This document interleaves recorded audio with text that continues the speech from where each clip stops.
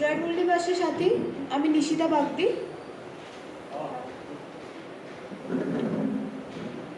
আমি মান্যবর বিজয় যশোহারা স্যারকে ডেকে নিচ্ছি, কার্যকরী সভাপতি বামসেন পশ্চিমবঙ্গ, ওনার মূল্যবান বক্তব্য রাখার জন্য।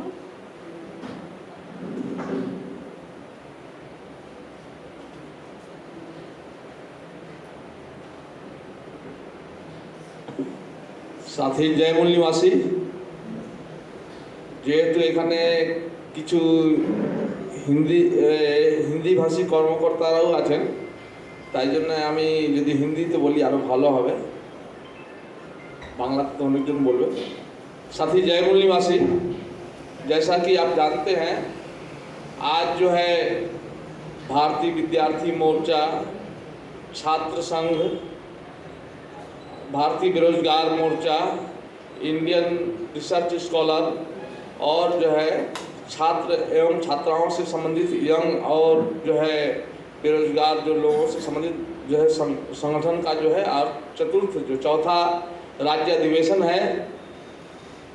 इस राज्य अधिवेशन में हमारे मंच पर उपस्थित जितने भी अतिथिगण हैं, साथ ही साथ उपस्थित हमारे जितने कार्यकर्ता या समर्थक जो लोग आए हैं, सभी को मेरा जो है मूल निवासी अभिनंदन।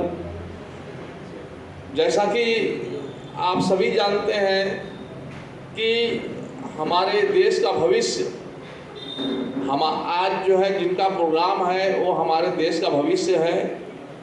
इनके ही द्वारा हमारे देश में व्यवस्था परिवर्तन करने की आवश्यकता है। हम लोग बामसेफ के लोग हैं।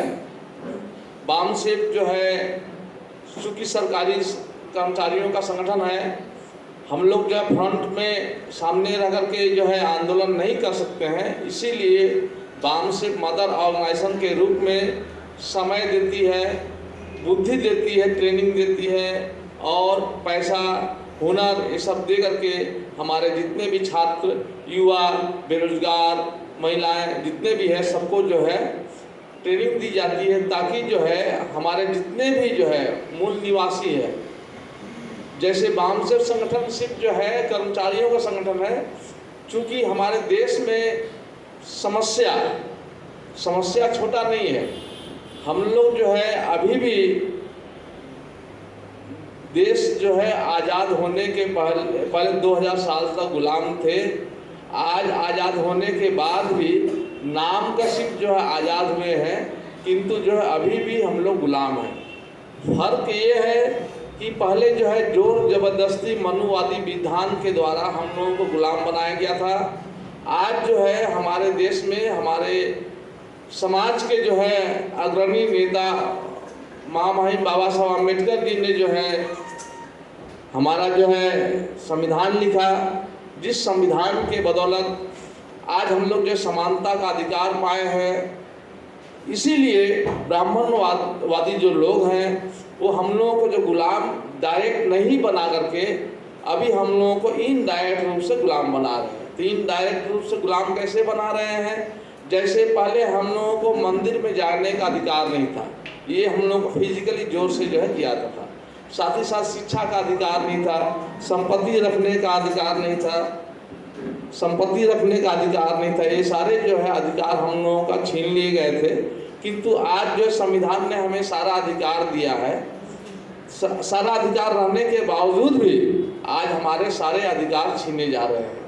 आज देखिए हमारे मूल निवासी का मतलब हुआ हमारे देश में schedule caste, schedule tribe, OBC और इससे जो है धर्म से जो परिवर्तित किए गए हैं, जैसे जो है सिख, क्रिश्चियन, ईसाई, बौद्ध, जैन, ये सभी जो माइनॉरिटी हैं, ये सारे जो है हमारे मूल निवासी है।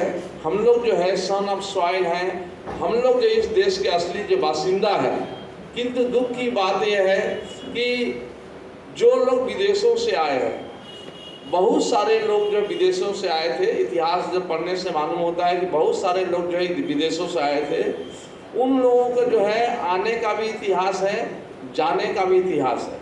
वो लोग आए भी थे, चले भी गए। जैसे हूण, कुषाण, अंग्रेज, मुगल, ये जितने भी सब थे सभी विदेशी थे, सभी जो आने सबका आने का इतिहास पढ़ते हैं हम लोग और जाने का भी इतिहास पढ़ते हैं, किंतु एक जो है विदेशी ऐसा है जिनकी आने के इतिहास तो है किंतु जाने का इतिहास नहीं है। और वही जो है हमारे सबसे बड़े जो है दुख का जो है कारण है। आज वो विदेशी जो है यूरेशियन ब्राह्मण, जिसे हम लोग जो है समाज के सर्वश्रेष्ठ जो है मानते हैं, और हम लोग मानते नहीं है, मनवाया गया है। हम लोग मानते नहीं, हमें मनवाया गया है, क्योंकि संविधान लागू होने से पहले मनुवादी जो व्यवस्था थी तो ब्राह्मणों ने सोचा कि किस तरीके से इन लोगों को जो ज़्यादा दिनों तक गुलाम बनाया जाए। तो इसके लिए क्या करना पड़ेगा, इसके लिए हम लोगों को कुछ नियम बनाना पड़ेगा, कुछ ईश्वर रूपी कुछ शक्ति दिखाना पड़ेगा, और उससे डर भय पाखंड अंधविश्वास दिखा करके किस तरीके से इनको मानसिक गुलाम जो बनाया जाए, इस तरीके से जो करना पड़ता है। साथियों, आप सभी जानते हैं कि संविधान लागू होने से पहले हम लोग मंदिर में जाने का अधिकार था, जोर जबरदस्ती जाने नहीं दिया था। हमारे जो है शिक्षा का अधिकार नहीं था, हमें मैंने स्कूलों में भी जाने नहीं दिया जाता था। संपत्ति रखने का भी अधिकार नहीं था, सार्वजनिक जगहों में जाने का जो है हम लोग जो है अधिकार नहीं था। तो ऐसा भी समय आया था जब हम लोग जो है चलते थे तो हम लोग हमारे पीछे जो झाड़ू बांध दिया जाता था, ताकि जो हमारे पैर का निशान जो है उसमें ब्राह्मणों का पैर ना पड़ जाए, इसके लिए पीछे झाड़ू बांध दिया जाता था, ताकि जो पैर का निशान भी मिटाया जा सके। तो इतने भयंकर अत्याचार जो है हमारे साथ हजारों हजारों वर्षों से हमारे जो है ब्राह्मण समाज, जिन्होंने हम श्रेष्ठ मानते, जिसको अभी भी हमारे SC ST OBC के समाज के लोग जो है श्रेष्ठ मानते, मुखिया अपने बाप दादा से भी ज़्यादा जो है उनको वैल्यू देते हैं। समझना होगा कि हमें गुलाम कौन बनाया है, इतिहास पढ़ना होगा। हम लोग तो किताब पढ़ते हैं, हमारे समाज के लोग संविधान ने अधिकार देने के बाद, संविधान जो अधिकार दिए, अधिकार देने के बाद शिक्षा का अधिकार मिला, पढ़ लिख करके बहुत सारे लोग डॉक्टर इंजीनियर वकील सभी बने, बहुत सारे अच्छे अच्छे पोस्टों में गए थे, किंतु सामाजिक ज्ञान की कमी है। सामाजिक ज्ञान की कमी के कारण आज जो हम लोग जो है डॉक्टर इंजीनियर प्रोफेसर टीचर और भी बड़े बड़े पोस्टों में जो चले गए थे, किंतु आने वाले दिनों में हमारे बच्चे जो है शायद नहीं जा पाए।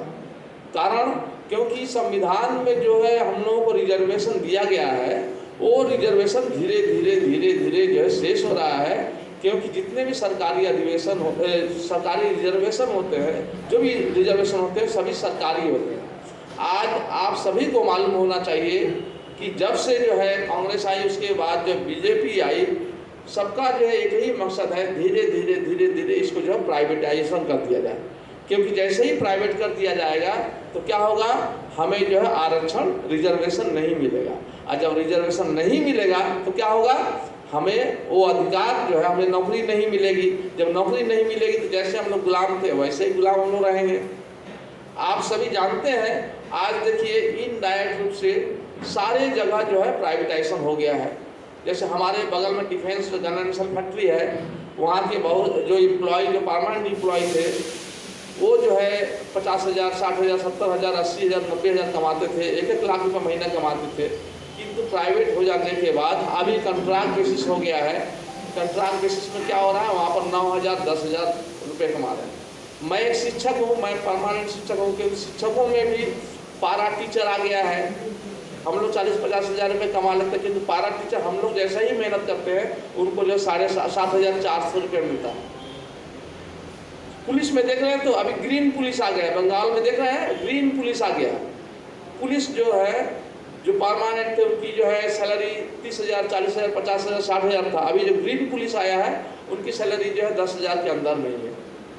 इससे क्या साबित हो रहा है कि जो लोग 50-60 हज़ार रुपये जो कमाने वाले लोग थे, जो 40,000 कमाने वाले लोग थे, जब वो सैलरी मिलता था तो वो अपने बच्चे को अच्छी शिक्षा देते थे, अच्छे मकान में रहते थे, अच्छा कपड़ा पहनते थे, थोड़ा जो है आरामदायक ज़िंदगी बिताते थे।